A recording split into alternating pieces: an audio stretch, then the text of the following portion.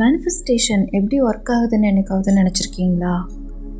சில பேருக்கு லைஃப் ஈஸியாக கிளிக் ஆகுது, சில பேருக்கு எஃபர்ட் போட்டு கூட ஸ்டக் ஆகுது. ரீசன் லக் இல்லை, இது இன்டர்னலாக ஒரு பர்சனுக்குள்ளே நடக்கிற மேனிஃபெஸ்டேஷன் ப்ராசஸஸ். அந்த ப்ராசஸ் என்னென்னா law of attraction, law of vibration and law of assumption. இதை எப்படி கான்ஷியஸாக யூஸ் பண்ணுறோன்றது தான் இதில் மேட்ரே.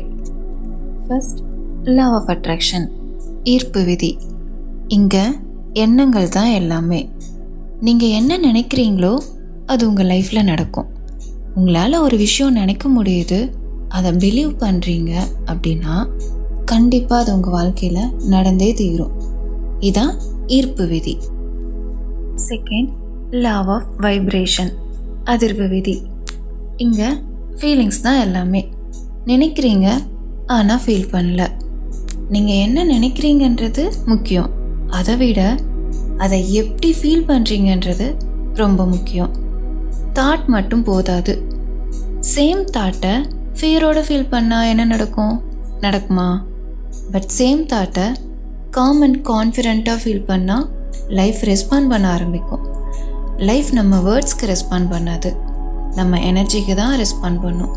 ஸோ என்ன ஃபீலில், என்ன ஃப்ரீக்வன்சியில் இருக்கீங்க அப்படின்றது தான் லவ் ஆஃப் வைப்ரேஷன், அதிர்வு விதி. தேர்ட், லவ் ஆஃப் அசம்ஷன், அனுமான விதி.